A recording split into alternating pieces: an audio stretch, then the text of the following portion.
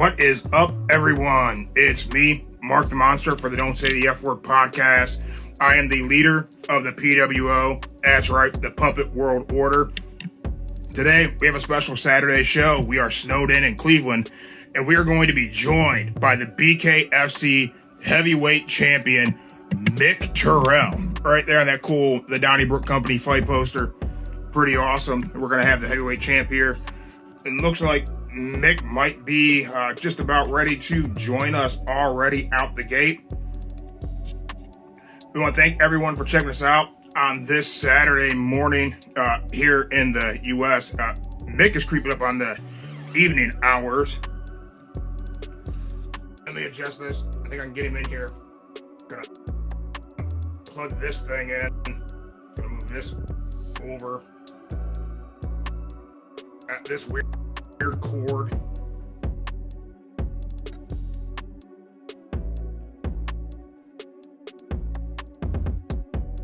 And now I think I got it. Baby. Well, Mick's getting joined in here. We want to just thank some of our friends.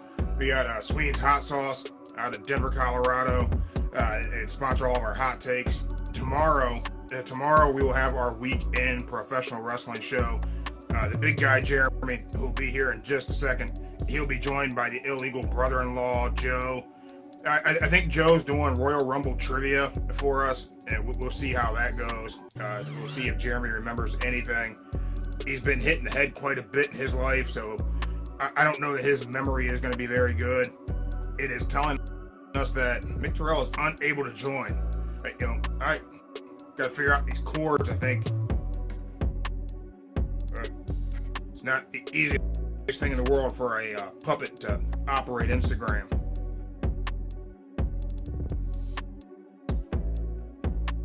We're getting there.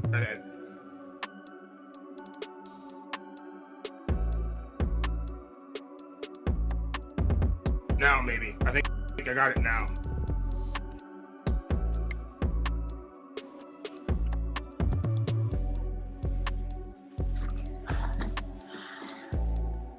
There we go. I can hear Mick. How are you doing? How are you today, sir? I'm not too bad. Just struggling on. I understand that today is your son's birthday. It is. He's 20 the day. Oh, happy birthday to him. And is his name Mick as well? Little Mick, I mean, he's bigger than me, but he gets called Little Mick. Oh, that's great. Hey, two Micks don't make a right? Well, there's three. My dad's Michael as well, so he's Mick the third. Smells a turd. That's a trifecta of Micks.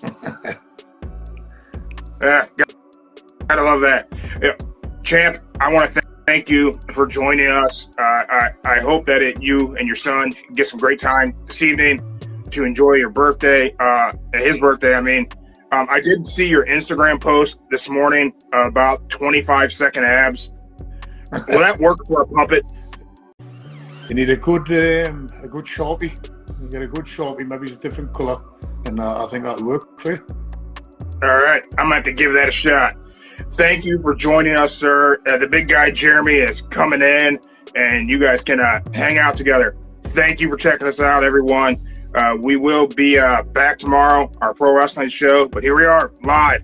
BKFC heavyweight champion of the world, Mick Terrill. Jeremy, get in here and do your job. Mick, what's up, brother? Not too bad. How's you? Oh, man. I'm snowed in. We got a lot of snow out there. So, gotta find something to do to keep busy, right? We had a little bit of snow up here, and then it just disappeared, didn't it? Yeah, I think we probably got 8-9 inches out there, which is a lot. Yeah. 3 inches is sufficient, so 8 or 9 is pretty excessive. Nearly a foot. Yeah. It's too much. Too cold, too much snow. But how are things for you? You feeling good? You feeling healthy? Yeah, I think my face is just about ready to heal, and I've got a little bit of a stormy right eye. I think that'll heal up pretty quick. back at the gym again, trying to get myself fit and strong and ready to go again. What's your time frame? What are you thinking about? When will you be ready to go again? I think I'll be ready for maybe middle of April. Middle of April, I'll be ready. That's soon. That is soon. I like fighting.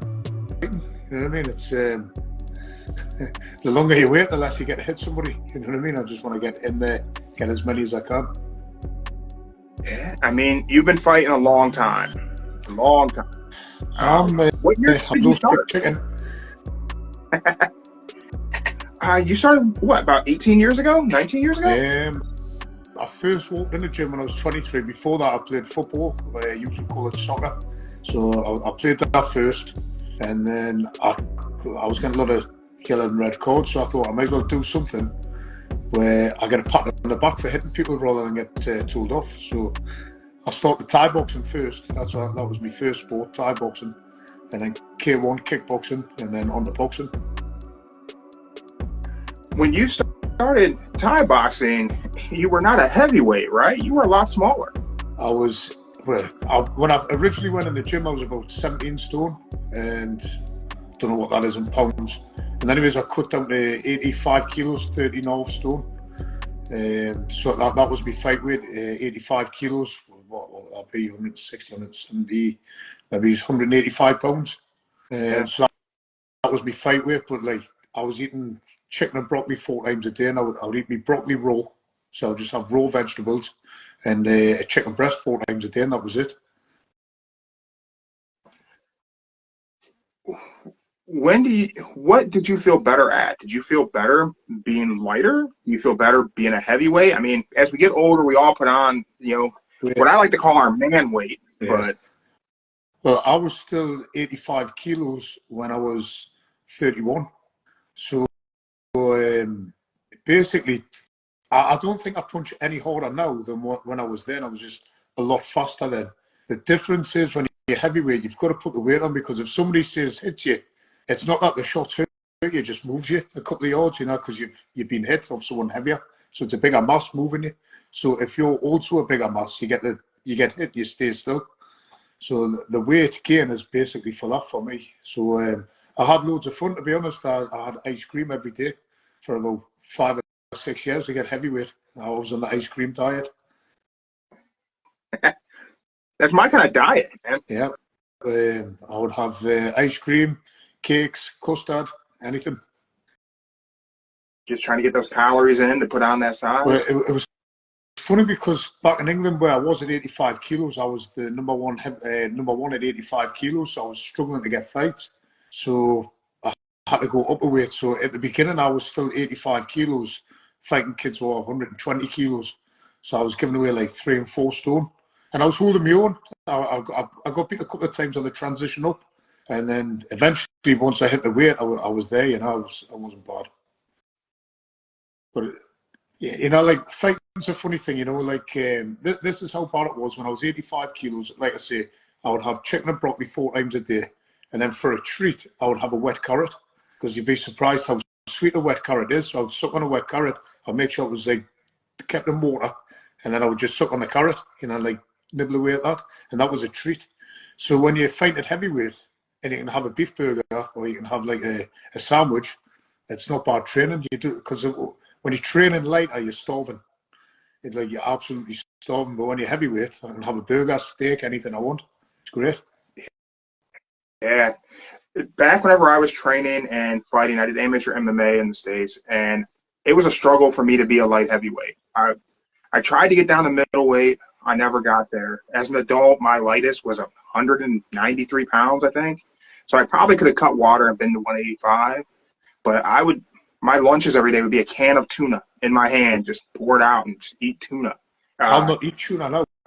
I'll not eat it now, because I've had that much tuna in my life. I'll just not eat it. It's I'm the same way. I can't eat it. I'll buy a bunch of packs of tuna. They got, man, it's great lean protein. I'll eat it. I bet you we got 10 packages in our cabinet of tuna that I know I'm not going to eat. I think I have tuna trauma. Well, the best thing to do is I used to like putting in chopped tomatoes with garlic, and then put it in your tuna. At least it's got it, because like you say, back in the day, you tuna just out the tin, and it's dry and it's horrible. It's minging. As I said, I don't enjoy tuna now. It's like I was a necessity at the time. I had to have calories because I see, people on the protein shakes and they're on this, and when you're that light, I just want to eat. Like if I had a protein shake, I couldn't eat, so I just wanted to eat. Yeah, yeah. Whenever you're able to be comfortable at a heavyweight weight, it makes food a lot more enjoyable. You're able to have a lot more flavorful and more nutritious things. You don't got to be so selective as you do at a lighter weight. It's enjoyable, like what we used to do as well. Like there's a few in the gym. A couple of them are cutting weight. So if someone's cutting weight, I'll definitely come in with a chocolate bar, and I'll eat a chocolate bar right in front of them just to wind them up.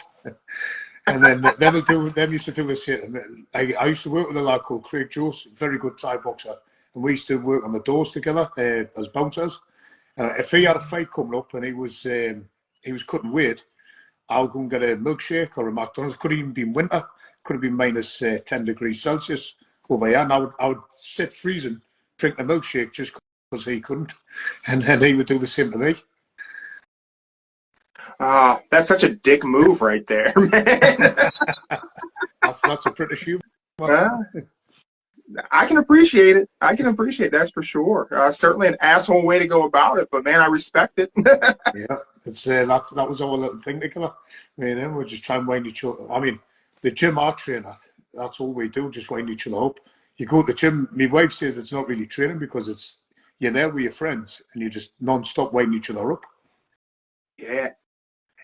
I think that's something that's really special about a combat sports gym is that most of the time you just have a bunch of guys that are just making fun of each other, talking shit to each other, beating each other up, but supporting the hell out of one another. Well, that's the thing, especially, when it comes to fights, and people say, I can't fight him, he's my friend. I'll fight my friend 3-4 times a week. You know what I mean? That's sparring. When we spar, we're trying to take each other's heads off. So, like, when someone says, I can't fight him, I like him, I'd say, if you get in that ring and I'm getting paid to hit you, I'm hitting you. I don't care who you are. It's like, you could be my brother. You know what I mean? If I'm getting paid to hit you, you're getting hit. That's prize fighting, right? If the check's there, you're going to punch them. That's just the way it goes. Nothing personal in it for me. If you notice, I never lose my temper. I never get angry. It's just a game to me. It's like, I'm going to get paid and I've got to hurt you as much as I can. After the fight, we can go for a drink. But during the fight, I'm going to hurt you as much as I can. And that's the thing. Whenever the rematch for you to become BKFC champ, I think a lot of people thought there was some animosity there with it being the rematch and you didn't come away victorious the first time around. But then those post-fight interviews, you're like, he's one of my favorite fighters. I enjoy that guy. He's just when we had the fight, we were going back to the hotel, and I think Arnold was struggling getting a lift back to the hotel from the venue. I'll give him a lift back. He jumped in with my car. I say, I like Arnold. He's a nice guy, he's a good kid. But during that fight, you've got to hurt each other, and then after the fight, you're friends again. Yeah, and I think that's why we don't see too much shit talking from you, though, right? It's just about business. It's not personal. You're not mad at the guy you're fighting. It's just this is what you do for a living. But that's it. It's like you say, I enjoy hitting people. Don't get us wrong. When I'm quite sadistic, I want to hurt you as much as I possibly can. But after that, there's a lot of respect there. Two people have tried to punch each other's heads in. And then after it's done, isn't it? Once it's done, it's done. That's it. You're straight at the ball. Yeah, I mean, that's kind of one of those things that's super unique about combat sports, especially for people who've not trained, aren't really familiar with anyone who has, that get it. Like, it's not about being mad. You guys, I think my time around fighters, it's always some of the most relaxed, calm, grateful, and appreciative people. Some of the nicest guys you could ever meet. But when it's time to be violent, you're highly skilled at violence, and you can do it like nobody else. I tell you what you've got to worry about in the gyms. It's, the new fighters. They come in, they've still got an ego. But, I think once you know you can fight, you know your friend can fight, You don't need to prove yourself. You know what he can do. He knows what I can do. I don't need to prove that I'm tougher than him. He's seen it. But sometimes you get the new fighters who, like, you're sparring and they try to go that little bit extra heavy and they actually want to take your head off. So every now and then you've got to put them back in their box. But apart from that, I think once the new ones realise where they are in the pecking order, I think that's what happens with gyms. You have a pecking order, you don't mess with him. If you mess with him, he might take your head off when you're sparring. He's all right. You can get away with stuff. He'll teach you stuff. And there's a pecking order. And once it's like dogs, isn't it? It's a pack of dogs. You just want to see who's the best and who's, you know what I mean? That's just the way it is. Over the years, the training, how have things changed for you? Like, I know, like, you talk about sparring hard with your training partners, and that's something I think, it's hard to go 70% in the gym. But have you found as you've gotten more experience and you've learned more, you've trained more, you've had tons more fights, do you feel as though you're able to find a different pacing to maybe go not as aggressive in the gym to keep that reserved and flip that switch when it's fight night? Or are you still a full clip in the gym kind of guy? No, it's like I always say, to be a good fighter, you need 3 sparring partners. Your first sparring partner needs to be worse than you. And if you want to practice something that you've been doing on the pads, you get the sparring partner that's worse than you, and you practice at a lighter pace. And then once you're able to practice that, you then go with the person that's on the same level as you. So when he's on the same, he's going to catch you with shots that the person that was worse than you can't, because he's on the same level. So if it's working, and then really you need a sparring partner that's better than you. So when you're all trying these little tricks, you've got to defend as well, because he's definitely going to hit you. It gets hard as the levels go up, because then you've got to start searching for sparring partners, because in England, it's a thing called king of the gym. Once you're king of the gym, it's boring. It's a lonely place. You've got to go to another gym to make sure that you're getting beat up. If you go around winning every sport, you're not sparring properly. And when you come into your fight, you're gonna find why you shouldn't do that, because when you think you're going to be at your pace, your opponent's going to put it on you, and you can't keep up. So you need to find the next level all the time. It's a game of levels, isn't it? You've just got to search for the next level. Yeah, I can't remember who it was who said it. It may have been Boss Rutan, maybe, that if you're the best guy in your gym, you need to leave that gym. Yep. It's horrible. It's a lonely place. I remember I was at the gym for a long time. I was best in the gym, and you get bad habits, because you get away with things that you shouldn't get away with. So you do get a bad habit. Drop your hands, you be a little bit cocky, and you sort of laugh it off, and like someone will say you'll get caught, and you think, well, he hasn't caught us. But when you get in that ring and someone's as equally as good as you will get caught. Yeah, you can't really get lax on that. And I think probably you got a lot of fighters between boxing, bare knuckle, MMA, who probably have been in the same place for a long time, who have gotten very comfortable with, the system that they're training in. Yeah. Maybe they do get really relaxed on that, and they keep making those mistakes because no one in the gym is catching it. And then it comes fight night, and that guy across, the cage or the ring, whatever, he's going to catch that mistake. Well, there's a saying, I think, it's practice makes perfect, and it doesn't. Practice doesn't make perfect. If you practice to do something wrong all the time, eventually you'll do it wrong all the time. Practice makes permanent. If you practice something permanently, you'll either do it wrong or you do it right. So you've got to practice right and get it right, and if you don't, you'll do it wrong. So practice makes permanent. Wow, I like that a lot. That's a great one. Yeah, that's true, man. Practice makes permanent. You're practicing wrong, you're just going to keep doing the wrong thing. You need somebody in there. I think it was Les Welch told us, a boxing trainer around ours, great boxing trainer. Practice makes permanent. If you keep doing it wrong, you're going to get caught, because you think it's right. If you're being taught something wrong and you think it's right, you get caught and you're going to get hurt. And the problem with the fight game is when you make mistakes, you get knocked out. When you're playing football with your friends, I think like American football with you lose a point. In this game, you get knocked out. It's personal. You've got nobody to blame but yourself. Yeah, at the end of the day, it's you may have a team around you that helps you prepare, but whenever it's time to show up and be the man in the arena, it's you. You're alone, and it's like you said before, it's a lonely When place. you when you know as well as me, if you're in a fighting game and everyone's been there and it's not going your way, that 3 minutes, it seems like 25 minutes. You know, when you're trying to survive and you're surviving and you might be tired, you might be gassed out, and someone's keep punching you and punching you, and you're looking, you're thinking, when's it going to end? Yeah, yeah. I've been there in the gym. I've been there in fights where it's like this is. I wasn't ready. This was not a good spot for me, and it's. I got a feeling this doesn't end well, and I've certainly been in spots where it didn't end well for Well, me. That's for my sure. my first 10 fights, you know, like when I first started, like I say, I was a 17 stone lad, come down to 13 stone. So it's like 4 stone, what's that? 14 times by 4, it's 40, 56 pounds I end up losing for my first fight.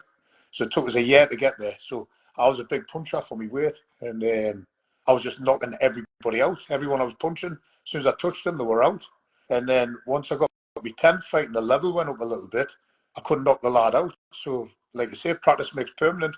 I wasn't training very hard. I was thinking, champion, I'm going to knock everybody out. And I hit him on the chin. He shrugged his shoulders. I was like, shit, this is going to be a long night. And it was. I won the fight, but like I realised I wanted to get my horse in the gym and run more and, you know, do more cardio. So to have your career start out on such a high note where you're just knocking guys out, and it's I don't want to say easy because fighting's never easy, but things were going your way in the beginning quite quite often. That first time you lost, what was that like for you to lose your first fight? I'll tell any fighter this, right? And like, because you're in, it's a shock. You get beat and you're suicidal. And I don't care what anyone says, you're suicidal.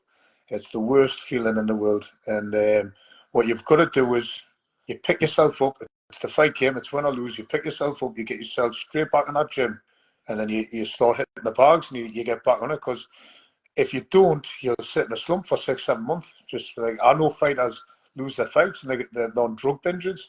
As soon as if I lost my fight, I did not sleep for about a week. I would analyse exactly what I've done wrong, where I was standing, what I should have done. And that's the first thing I do. I analyse it for a week.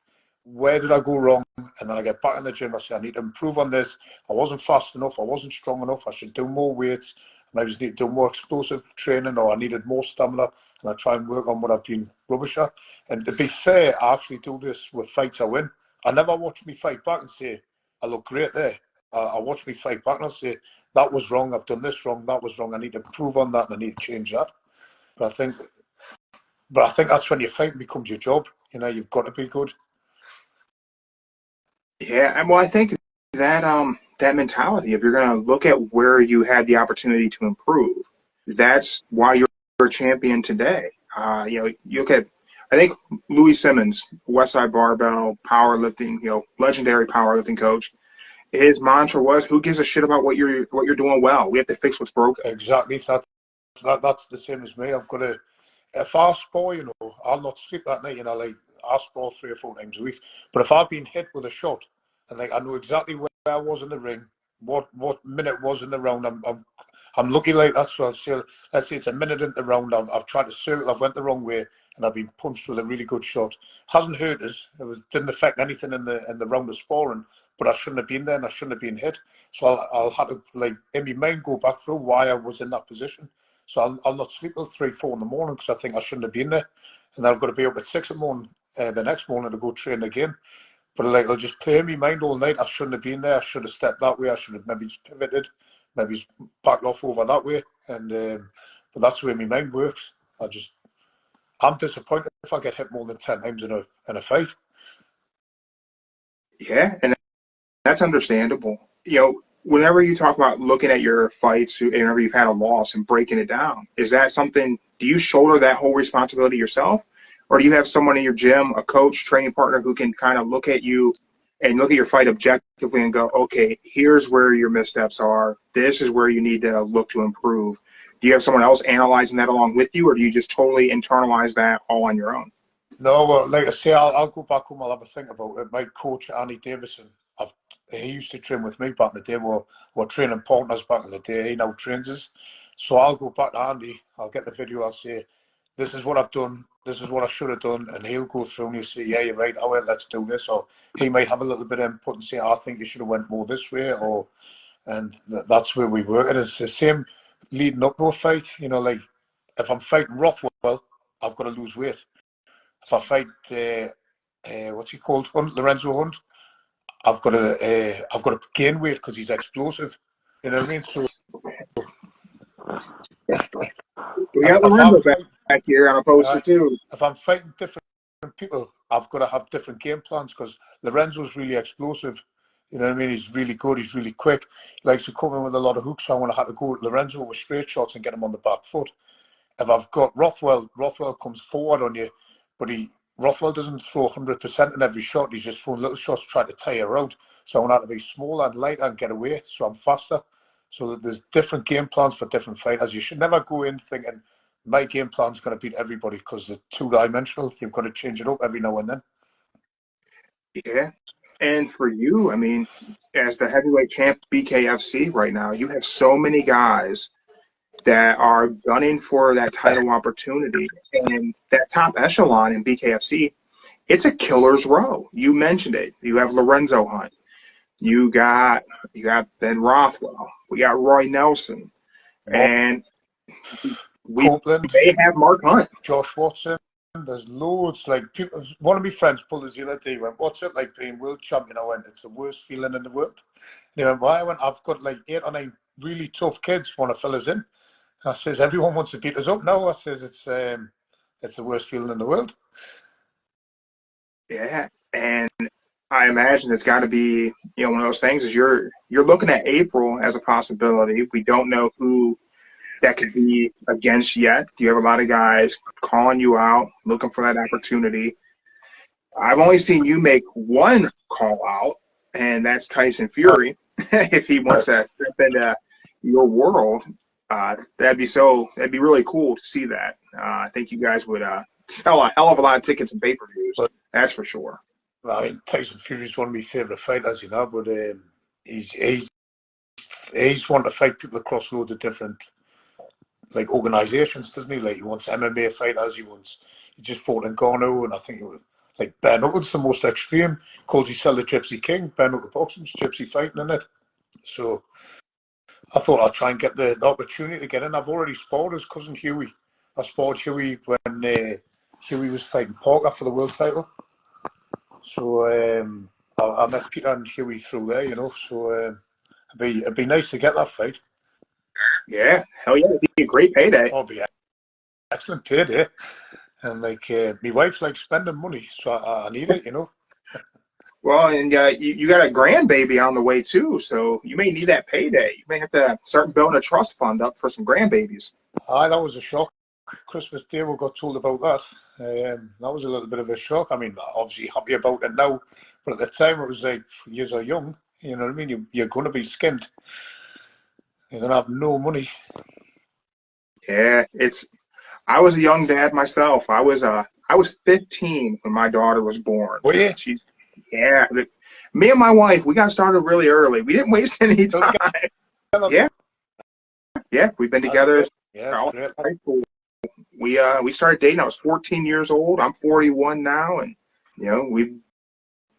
she's dealt with me through my years of fighting and all that comes along with. I think a lot of folks don't realize that's a husband who's a fighter is never easy on the missus. It's never easy on the kids. It's a very selfish sport, and it has to be.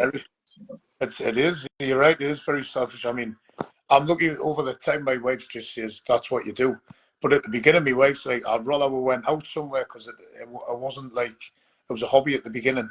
You do it as a hobby, and it's like I'd rather we go to the pictures, or I think it was called at the cinema. I'd rather we go out for something to eat. And I was like, no, I need to go to the gym. It's addictive. People don't realize. It's like I've never ever took drugs. I'm virtually teetotal. I only drink twice a year. Don't ever take any drugs. But my addiction is the gym. Like if I don't go to the gym, I start going berserk. Yeah. My fighting days are long behind me. I was never anywhere close to your level by any means. But I think it's one of those things where if you have that thing, and it's that thing where whenever it's time to show up and it's all on you, it's almost becomes all consuming. It becomes beyond the job. It becomes an obsession of the passion to do that thing. But that shows in what you have to show for it. You have that world title. It shows that dedication, and that's lives forever. I'd like to say I've been lucky with my wife. It's to be good at this game. And if you've got a family, you need a supporting wife. If your wife doesn't support what you do, then stop doing it or get rid of your wife. You know what I mean? It's you can't do this and then come home and argue. You know what I mean? It's a stressful job. Somebody wants to beat you up, and then your wife, if you've got one of them wives that kick off with you, you're having 2 fights a night. Yeah, and that's gonna be exhausting. It's not the '90s where you can do a tournament in one night and you can do 4 fights. Fighting in the gym to come home and fight with the missus is not the way to go, because she's gonna win. Oh, 100%. It's like you'd be the toughest bloke in the world when your wife says, "Go on, you're doing the dishes." That's it, you're doing the dishes. You know what I mean? Because at the end of the day, then we've got that little hole between the legs, and I want in it. You know what I mean? So if I want to get in the hole, I need to do the dishes. Yeah, like people joke because my wife's small. She's barely 5 feet tall, and I'm a big guy, and I'm not scared of much, but she scares me. I love her too much. She scares me. I mean, my wife's a bit taller. Like, she's 5'8". You know what I mean? But I swear, my wife, I was weighing her up, and she said she was going to kick us in the head. Of course, I'm 6'3". She's 5'8". And I said, "There's no way you can kick me in the head." And she went, "Well, stand up and I'll kick you in the head." So I've stood up, and she kicked us straight in the head. I couldn't believe it. She kicked us straight in the chin. I couldn't believe it. I just went, "Fair enough, you're right." But what do you do to that? You know what I mean? Well, here's one thing. Now you know for sure she can kick you in the head, so you're going to stay in line. She let you know. I mean, it didn't hurt, but it reached. You know what I mean? It definitely reached. The intent was there. You know what I mean? That's funny. I wish there was video. I really wish there was video of that. I think there might be one somewhere. I bought her a pair of boxing gloves once, and it was funny because I said, "Go on, you can beat us up." So I put the boxing gloves on. I've just stood there and then I beat us up. And then our mum was there watching, my mother-in-law. And our mum said, "Oh, it looks really fun there." I says, "Go on, you can get them on." And our mum beat us up as well. So I think the two of them really enjoyed their day that day.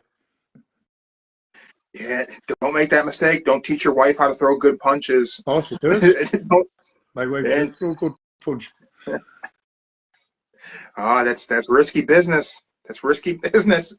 She'll get too skilled at it, and she'll put one on your chin and mess your whole morning up. Keeps it edgy, though, doesn't it? Keeps it edgy, the relationship. Yeah, it gets you a whole different dynamic, right? So when we look at, that potential title defense for you, I'm sure the answer is whoever brings the biggest payday. But do you have a preference of who gets that title shot? Is there anyone that for that experience of sharing that ring with them, does that, the legacy of Mark Hunt, does that make that more interesting than anybody else? It's not even so much whoever brings the biggest payday. It's whoever is the biggest fight for the BKFC. For what people want to watch. Obviously, the payday is great, but it's second in it. You want the biggest fights. I mean, at the minute, Mark Hunt is a massive name. So if you can get the Mark Hunt fight, it's. I mean, I know he's older now, but it's still, if you can, like, my friends can't believe Mark Hunt's even talking to us. You know what I mean? So because all my kickboxing friends will look up to Mark Hunt. So like, my friends were going, "As he messaged me," I went, yeah, we've been speaking. They're like, "I can't believe it. I can't believe it." But like, then you've got Lorenzo. I probably think Lorenzo deserves it the most. He's had the most fights in BKFC. He's great for the sport. His image is great. I mean, he's just muscles, isn't he? So he looks great for the sport. He's had lots of fights, lots of wins. Good-looking kid, full of muscles. He can fight as well. He brings it. It's either kill or be killed with Lorenzo. You know what I mean? So he's 2 times world champion. You cannot say he doesn't deserve it. Right. You've got Rothwell. Rothwell was the biggest name in the company, unless Mark Hunt's in. So obviously you want the Rothwell fight because he's a big name, big lad as well. You've got to train different for Rothwell. although I'm not sure he'll even make the weight. He's like, when you look at him at 265 at UFC, he's a lot bigger than 265. No, I think it's went up to 275. Yeah, He's got a lot of weight to lose. looks big, big. I weighed in at 270 against Arnold, and he's still double the size of me, so he's only got 5 pounds extra like on us. But he's a good 40, 50 pounds heavier than me. Even when he wasn't well on that podcast, he was still massive. So he hasn't made an effort to lose the weight. So Rothwell's a good shout, and then you've got Roy Nelson. He's come in, but he hasn't fought yet, so he's in the same boat as Mark Hunt. You've got to have a fight first. Well, that's another big name, and then you've got Josh Copeland. He just beat Greg Hardy as well, didn't he? Yes, he did. And sorry, it was Josh Watson beat Greg Hardy. Oh yeah, it was Watson. Yeah. Yes, I mean that was a great punch. That was probably punch of the year for me as well. That was a great knockout. So he's probably it was a good knockout, man. It was great on it. And then you've got Copeland. I think I've heard today he's had another victory since his fight with Rothwell. But I mean, if you look at the size difference between Copeland and Rothwell, I thought he'd done well against Rothwell as well. So there's lots of names in the hat. I mean, people are saying Arnold Adams came for a rubber match, which I'm all up for. But then Arnold's coming off 2 losses. Does he deserve another go at the title after 2 losses? So there's lots of things you've got to weigh up, you know. And like, to me, it's say I want to hit anybody. I don't care which one it is. I just want to hit one of them. Yeah, I think it's hard to make that argument for Arnold coming off 2 losses to be back into the title picture immediately. I think Lorenzo Hunt's a great option, as you said. He's very deserving.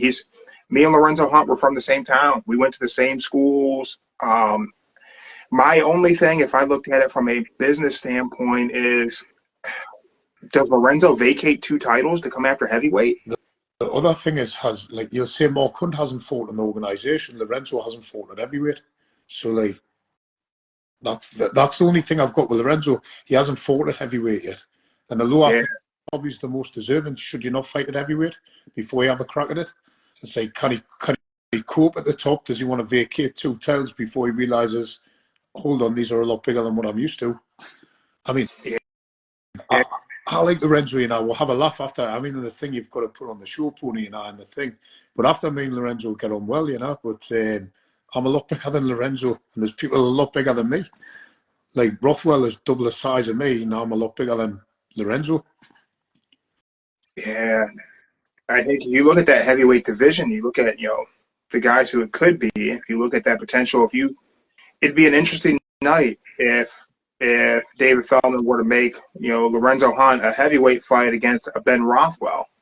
I certainly am not counting either guy out against the other. I'm not, I do my best to be unbiased. But I think it's a night for Lorenzo. I'm hoping they don't fight each other because I want to fight all of them. That's the problem I've got. I think if one of them fights each other, I might not get a chance of fighting them. So I'm hoping they might get a journeyman or something, and then at least I get a crack at everyone. You know what I mean? I honestly want to fight. Like, when I hear the Lorenzo fight, your ears prick up. I think, I want to fight Lorenzo, he's mint. And then you think, Rothwell, I want to fight Rothwell, he's a massive name. Then you think, Mark Hunt, I definitely want to fight Mark Hunt. It's like a hero, And then I want to fight all of them at some point. But it's like, if they fight each other and beat each other, I might not get that chance. Yeah, that's true.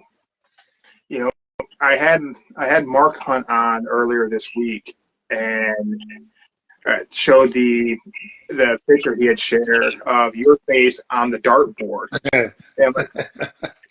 and I bet Mick loved every minute of that because your history in kickboxing and K1 and the time frame you came up, like you talk about looking up to Mark Hunt, and I told him the same thing. Like, when I was in the gym, like I studied Mark Hunt fights. I couldn't tell you how many times I watched so much of his K1 career. And I bet Mick just enjoyed that. Like, to have Mark Hunt do that, like, it's a great hype thing, but man, like, that just got to almost give you a warm feeling in your stomach to have it happen. It obviously, when it tags in it, you get a message on Instagram saying that you've been tagged in something. So I just wrote, that's the best looking dartboard I've ever seen. And then he put something else on. And I went, Mark, if you were 6 inches taller, a little bit younger, much slimmer, You would look that good as well. You could be on your top board. But I just got to have a laugh with it, you know. It's funny. Yeah, I mean, what do you say? What can you say? But yeah, I don't take it personally. I think it's funny. I'll say champion, you know what I mean? But I'd say I can't believe it, to be honest. You know, you've got more message, like you get a message and it's more come through. Yeah, it's got to feel surreal to have that happen in your career. That that fight is out there. That's a realistic thing down the road for you. That can be a reality of you standing across the ring from Mark Hunt, and that's just cool. That's just a cool thing. Massive. It's horrible, you know, because in the UK the Thai boxing and the K1, it's only just starting to kick off now. You've got the One Series, and they've got a lot of good British fighters in One Series now. But before that, we were forgotten about over in England. You know, the K1, it was just forgotten. You had to go abroad to fight. So like I was fighting in like Italy, Switzerland, Romania, places like that. You know, just trying to, because it's forgotten about in England. It's only now starting to pick up. It's like it seems all the combat sports are starting to, you know, raise the bar. BKFC's actually like quadrupled it over, you know, again. It's went phenomenal, you know. You know, as a fan, I feel like the BKFC has relit a fire into the world of combat sports. I feel like kickboxing, fell off. I think there was a lot of opportunity with Glory Kickboxing, where they were having great fights and a great presentation. It just couldn't gain traction. Do you know what it is? It's the BKFC reminds me of when the UFC kicked off. And the problem I've got, because like I've done MMA for years, but like, like trained it, but the problem I had with the UFC, because if they lost 3 fights, they were out the promotion. So people were trying not to lose rather than wanting to win. So you had like, they were jack of all trades. Back in the day, it was like you had a kickboxer versus jiu-jitsu. And then if it was stood up, you knew the kickboxer was going to smash him. As soon as I got to the deck, the kickboxer was in for it. But now they all know a little bit about everything, but they're not experts in one thing. So they just cancel each other out. So I think the BKFC is the purest form of stand-up you're going to get. I would agree with that 100%. And I think that just in talking to David Feldman and talking about kind of like the design of how the events will take place and starting off in the middle, that like 2.5, 3 feet apart from each other, then offering up the bonuses for staying in the middle and keeping it active and maintaining that pressure, it makes it the most exciting combat sport on the planet right now. Honestly, like you say, even that, just standing in the middle and just being told, right, go, because you're not sure if, like, you could have a Lorenzo Hunt, you might just fly a massive hook at you. So you've got to be on the ball, or you get some fighters you don't want to step forward into them in case they counter you. So you've got to be that little bit extra cautious. Like, what do I do? You've got to study how they start off. It's whereas you would never have to do that. Usually in like boxing, Thai boxing, you sort of jab your way in. That, it's like you might get your head taken off straight away. Yeah, and I think that adds such a different dynamic. And I'm so happy that I'm not in a combat sports gym anymore and having BKFC out there lingering for me to think, man, I should give that a shot, because that pressure, because like you want to be first. Like MMA, yeah, you're trying to be first, but BKFC, you have to be first. Yeah, I find as well, back in the early days, like when I was doing BKB, in England, I ended up winning the world title, and that I found, if you could survive the first round, they were tired the second round. So like I was quite good at taking a shot. So like I might even get dropped, but I survived the first round. I knew the second round I was going to beat them up, because then we're gassing out, and like I'm lucky my pace just stays the same the full way. Like I never slow down. I don't really speed up that much. It looks like I'm throwing more shots, but it's just my opponent's more tired. So as long as you can keep a good pace all the way through, you'll do all right. Yeah, pacing it out I think that's key, and your durability. You can handle some punishment and get through it, and it's not the negative of being tough and not having good technique. It's just that you're going to get hit. It's going to happen, and you can take those shots. Throughout your career, who's been the hardest? Whose punch do you think has been like the most damaging? Who's been the hardest striker you've been in there with?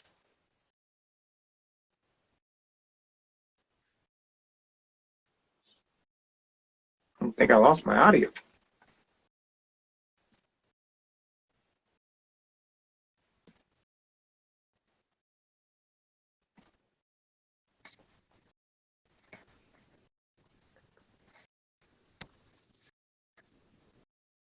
I think we were having some technical difficulties. I think I lost Mick Terrill.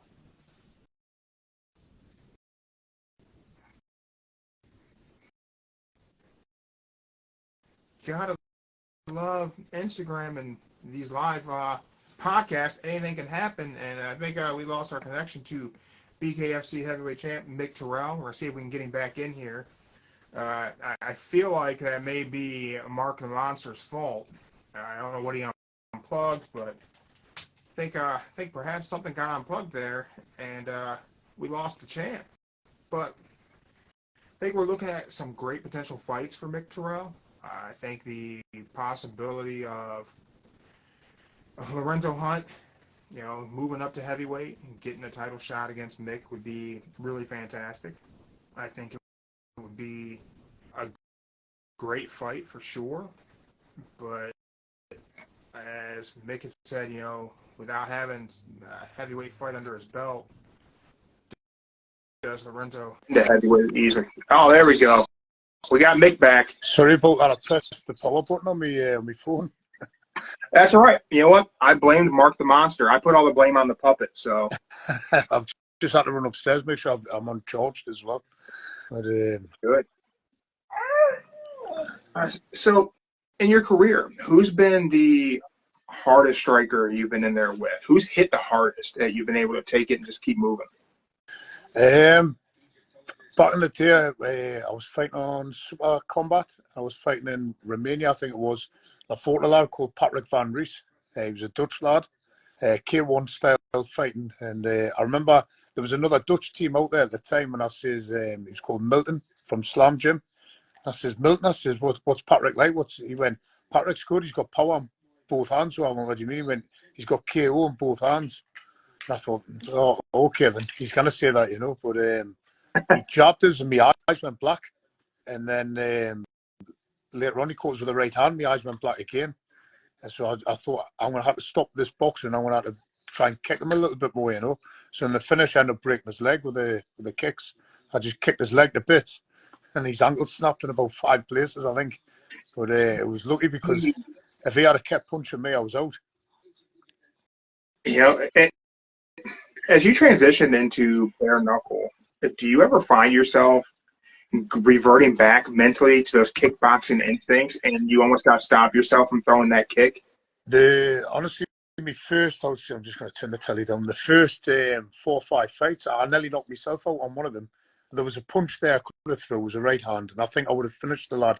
But I went for a head kick instead, and I was lucky. Me hips lifted, my legs sort of come up, and I stopped myself throwing it. But I was that annoyed with myself. I punched myself in the face, because I could have stopped him with a right hand. So I punched myself out of temper, and as I've hit myself, I thought I'd rocked myself. So I've been hit. I was like, oh no, I think I've hurt myself. But, I was there for 4 or 5 fights. I was trying to kick people. Yeah. I feel like that instinct would be hard to break because you spend so much of your life in the gym throwing those kicks on the heavy bags, throwing those high kicks on your sparring partner, and then that muscle memory sets in, especially if you get hurt. I think it'd be a hard thing to just not pull that trigger and uncork one on somebody just out of instinct. It was hard, really, for me because I was quite a fluent fighter. I would throw kicks and punches together. You get some fighters that'll hold like 3 punches and then a kick on the end, whereas I would hold punch, kick, punch, kick, punch, kick. So it becomes an instinct, like that's the next shot available. And it's just hard. And then it got the point, like for my first few boxing fights, I didn't know how to get in with a jab because I used to use an inside leg kick and I had to get myself in range. So I'd fake a jab, inside leg kick, and then get myself in with my hands. But when you haven't got the inside leg kick, you've got to make the range with your fists. So I used to struggle at the beginning to just try. Once I was engaged, I was fine. It's just getting on the engagement into, into the mid-range. In the gym now, do you is it just all hands? Do you avoid everything? You avoid kicks completely? I'm 40 now. If you try to head kick now, I'll probably snap. But, there's a lot of kickboxing goes on in our gym, so like I still like to watch it. I prefer watching kickboxing to normal boxing. Obviously, you cannot watch bare knuckle boxing in sparring because you'd be absolutely stupid if you sparred bare knuckle. I mean, you're just gonna, I mean, you just bare knuckle sparring is boxing sparring. It's just when you get in there, you take your gloves off. But if I ever see kickboxing or Thai boxing, I still like to watch it. I think it's more exciting than ordinary boxing. Yeah, yeah. You have those other dynamics. You have that technique of mixing everything together. Makes it a I mean, very different experience. you ever see someone come flying out with a scissor knee and knock somebody out? You know, it's like it's magical, really. It's like get in, it's happened. Yeah, it's like it happens so fast. I mean, we've got our own show. Me, Mike trainer called the Straightener. In England, a straightener means two people that don't like each other. They go out and have a fight. So we've decided to put a show on based on that. A straightener. If you don't like someone, call them out on our show, and then the two of you can have a fight. And if it wants to be MMA, it can be MMA. If it wants to be boxing, it can be boxing or bare knuckle or whatever discipline you want. So we've decided this concept for our show. And, when you get boxers who come and watch kickboxers or even like a little bit of MMA, they might never have seen kickboxing before. And they think it's all shiny pants, like point scoring. But when you see a good K1 Thai boxing style fight, it's dangerous. You're watching, you think, "Whoa, he took his head off for that kick." Yeah, that I like that concept. Call somebody out, and 2 weeks later, glove up and go in there. The thing is, right, we'll call it the straightener. And what I would do is I'll publicly put it out. So let's say you've got like Joe Bloggs wants to have a fight with Dave Apple. So you're going, Dave Apple, Joe Bloggs says he wants to fight with you. If you don't want it, I'll have to tell everyone you're scared. So Dave Apple's he's got to have a fight, hasn't he? Because if he doesn't, everyone's going, Dave Apple's a little pussy. You know what I mean? So you're putting it on them. They don't like each other. They might as well have a fight about it. Absolutely. I mean, what better way to solve your differences? Do you know what it is? Do you know what? If you'll know this as well from the gym. You don't like someone, you have a fight, you shake hands, you go to the bar. You know what I mean? It's the way it should be done. But I don't know what the crime's like over your end. Half the time they're smashing each other's house windows, they're stabbing each other. I think have the fight and get it out of the way with. Yeah, man. And it's the area I'm in. I've determined that people are afraid to catch an ass whooping. People are scared to get beat up, so they're a full weapon. It's going to be, it's very different, and I think I want to blame it generationally, but there's tons of cats my age. I'm 41. There's tons of guys my age who lived a life where no one's ever just punched you in the face because you were acting out of pocket, so they don't know what that is, and if it ever happens, they don't know how to respond accordingly because 95% of people out there simply can't fight. It's the so they get that comfortable calling people arseholes or wankers or jerk-offs or whatever you call it over there, and they get away with it because it's on a computer. But if you're face-to-face and you call someone a jerk-off, you get punched in the face.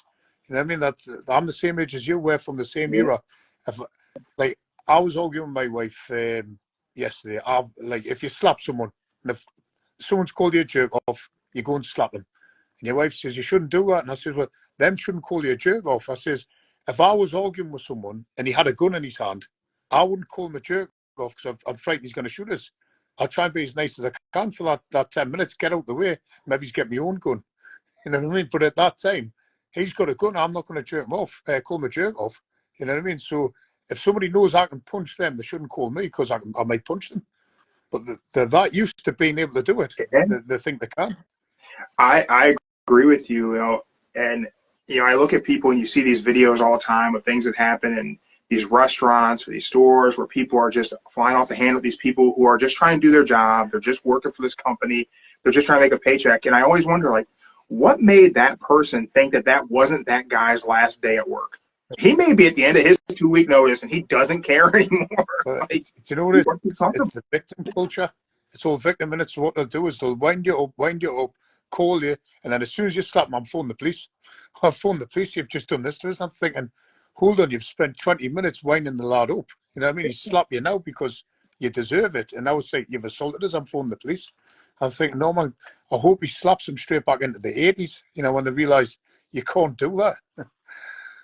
Yeah, it's it's a weird time. It's a really weird time. But I think maybe, hopefully within our lifetime, we get to see the pendulum swing back the other way. Because you can only go so far. You can only go so far left where people are acting totally out of control, and there's no consequences, and Yep. people aren't respectful. And I think it's a small group that act that way, but they get all the attention. They drain all the energy out of us. Do you know what I think that's happening now? Because where I live, right, we live in the northeast England, and it was a coal mining town, and then our Tories would be like your Republicans shut down the coal mines. The thing is, we needed them shut because we end up turning into gas. You've got over where we live, you've got gas central heating, you get instant hot water. So it's the progression in it. It's like you needed that.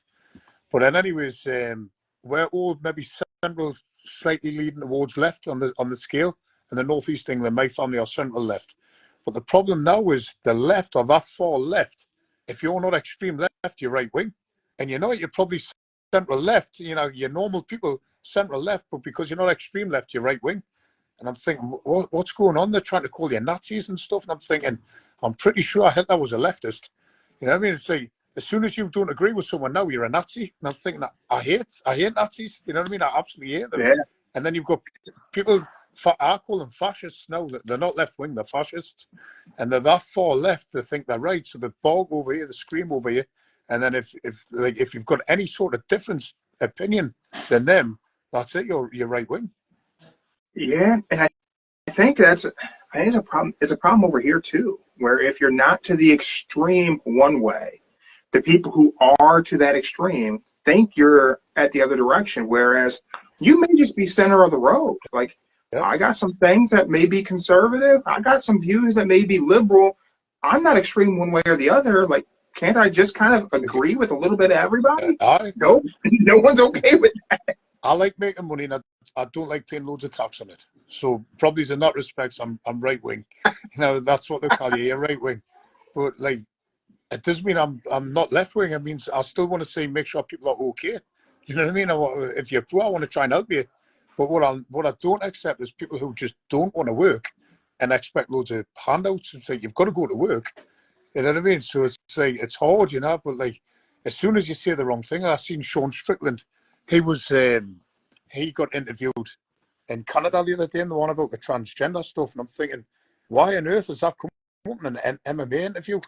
You know what I mean? They had a press conference for MMA, and you brought up transgender. Who cares? I think that was a reporter going out of their way to try and bait Sean Strickland into saying something. Yep.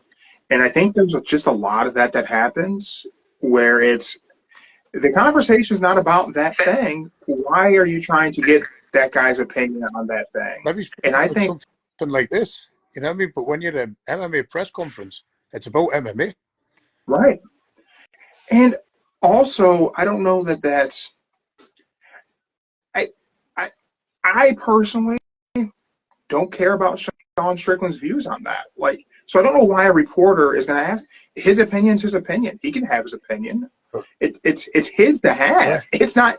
It has nothing to do with the UFC. It's got nothing to do with Dana White. It's got nothing to do with his ability to fight. I wrote something on. It was like a quote on, like people are fuming. I says, no, they're not fuming. I says, a few people are fuming. Most of the people don't care. And I bet there's more people agree with them than the people that are fuming. I says, why on earth are you bringing that up in an MMA press conference? Yeah. And I'm just happy that Sean Strickland has the balls to be able to say what he thinks, rather than have to say what he thinks people think he wants them to think. It's like we'll get to a point where you're frightened to think. If you don't agree with them, that's it. They're trying to cancel your job and everything. Yeah, I think that it was good that he called the reporter out on the bullshit. Yeah. There's gonna be people who don't agree with him, people who agree with him, and people who want to be offended, who actually don't even have a dog in the race. They just want to be offended. But I think that you're right. We're in that age now where people want to be a victim. Yeah. And I think for him to just tell that reporter, just stop with the shit. And he was absolutely right to do that, because regardless of if people agree with him or disagree with him, that reporter was full of shit to do it. It was uncalled for. Didn't need to happen. No, definitely, you're right. It's keep fighting. Yeah. I The think that, MMA reports. Dana's saying it's a fight game. Who cares about the politics? It's Yeah. fighting. Who gives a shit? Yeah, it's weird times that we live in, Nick. It's strange. It's really strange. I think it's because we're old, We're not, like when you think back when your dad and your granddad and stuff like that, you're thinking, they think like that because they're old. I think it's just we're old. That could be. It could be. I remember, my grandpa always telling me when I was young, my opinions on things would change as I got older. I'm like, yeah, crazy old man. Like, nah, things change. You get older and you start. I think as we age and we get older, we start seeing through the bullshit and all the smoke and mirrors, and we see things for what it is, and we know like not everything needs your opinion on it because Yep. most people don't care. They just want to. If your opinion is not theirs, they want to be mad at you for that. They don't want your opinion. They want you to have their opinion. Yep, they want you to agree with them. And if you don't, that's it. You get labelled. Yep, that's for sure. And I think that's what's happening to Sean Strickland. The thing is, I think that the combat sports fan base is a fan base that doesn't really value that idea of provoking someone to say something so you can be offended. It's funny enough because like I say this to my wife all the time. She says I'm mental, but I says the next world war this world's going to have. It's not going to be country on country. There's going to be loads of civil wars within countries because the countries are that divided now. Now we're left and right. All the world wars is going to be a massive march somewhere and a massive kickoff, and there's going to be a world war of lots of civil wars. Yeah, it'll be tons of infighting and all the people mad at each other when it's the system that kind of played us against each other anyway.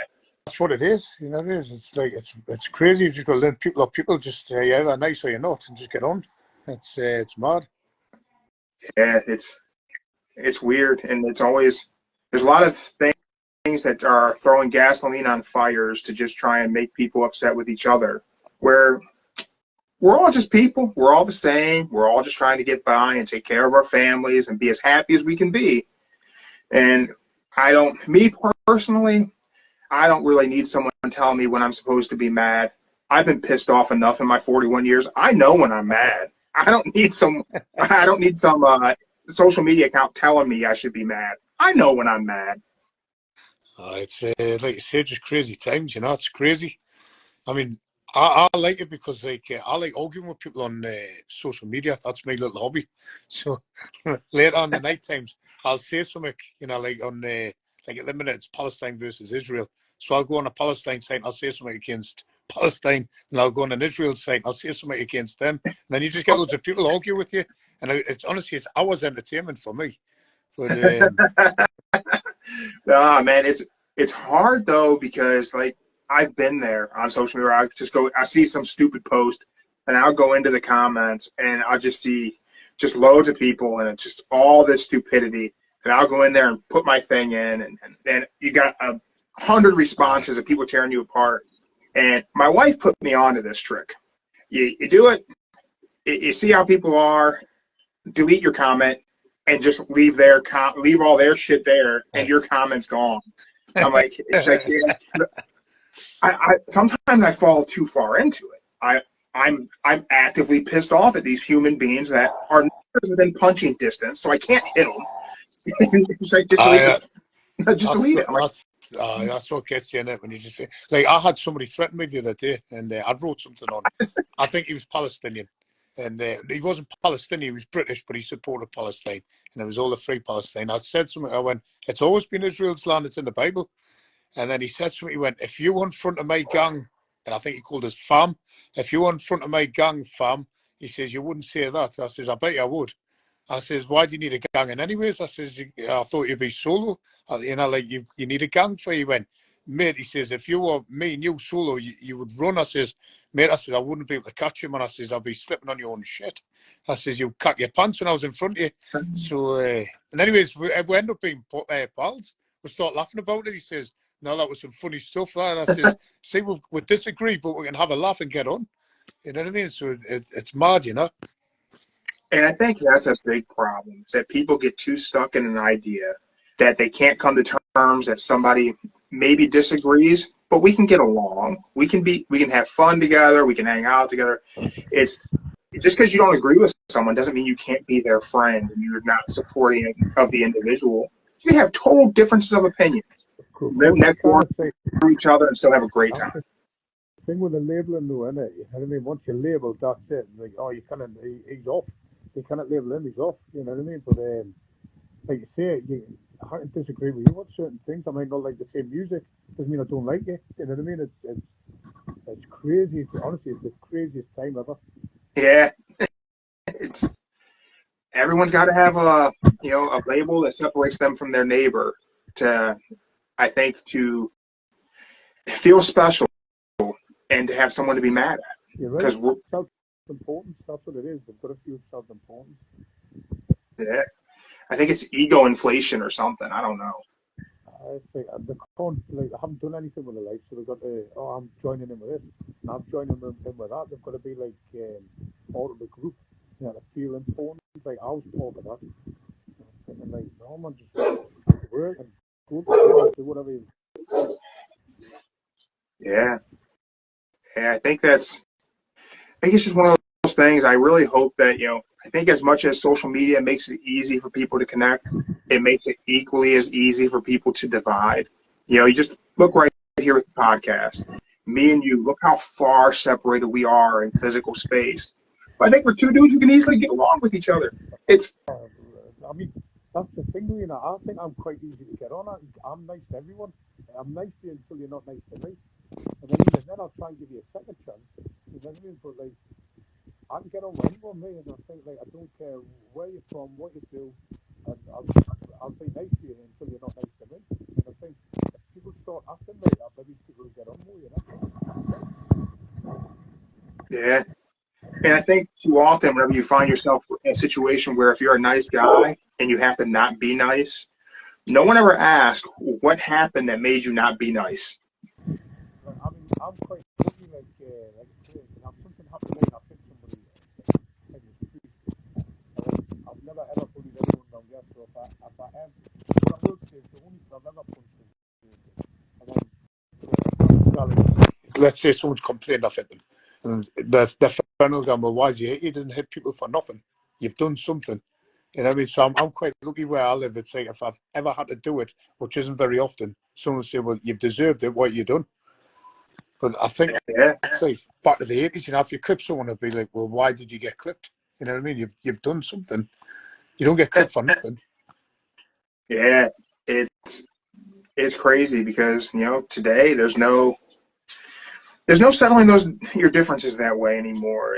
I have memories of as a kid, my grandfather, he was in his 60s and he beat the piss out of his neighbor who was in his 20s because the guy was acting out. He got out of line, and the cops showed up. And the guy called the cops and talked to my grandfather. My grandpa said he was acting like an asshole, so I dropped him and put the boots to him. And they went over and asked this dude. He was like 25. So what happened? The old man next door says you were popping off, and so he punched you. And he goes, "Yeah, that's what happened." The cop, you probably had that coming, and they left. That's where it should be. That's where it should be.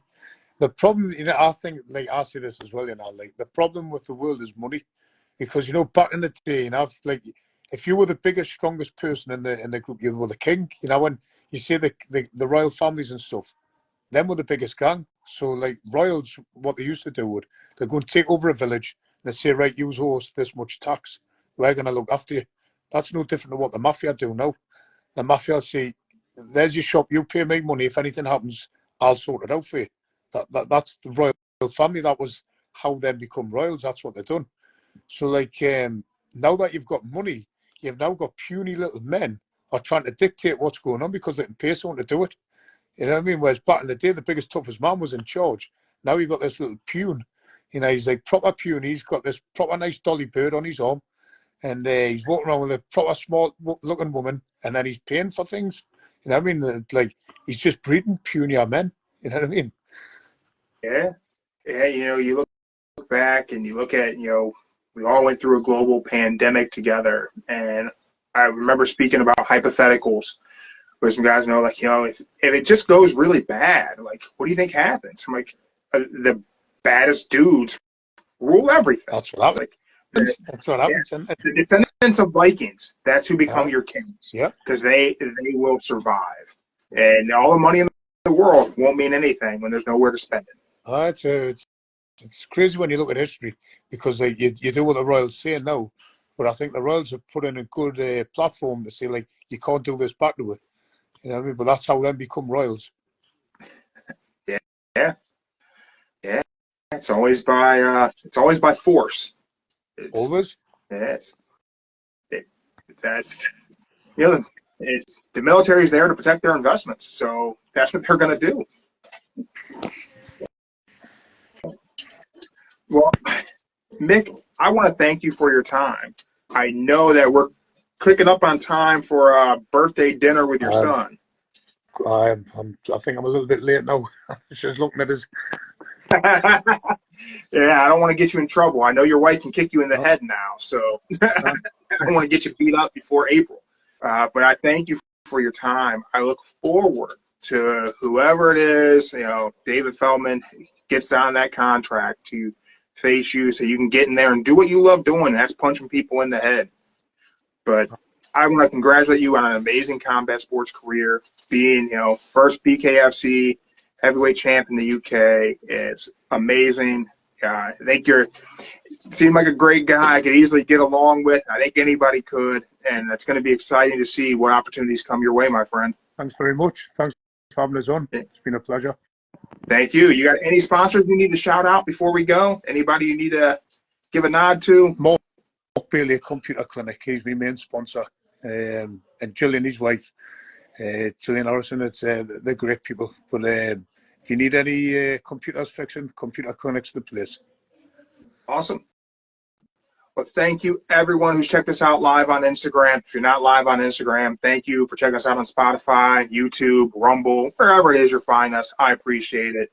We're back tomorrow live on Instagram with our Week in Pro Wrestling.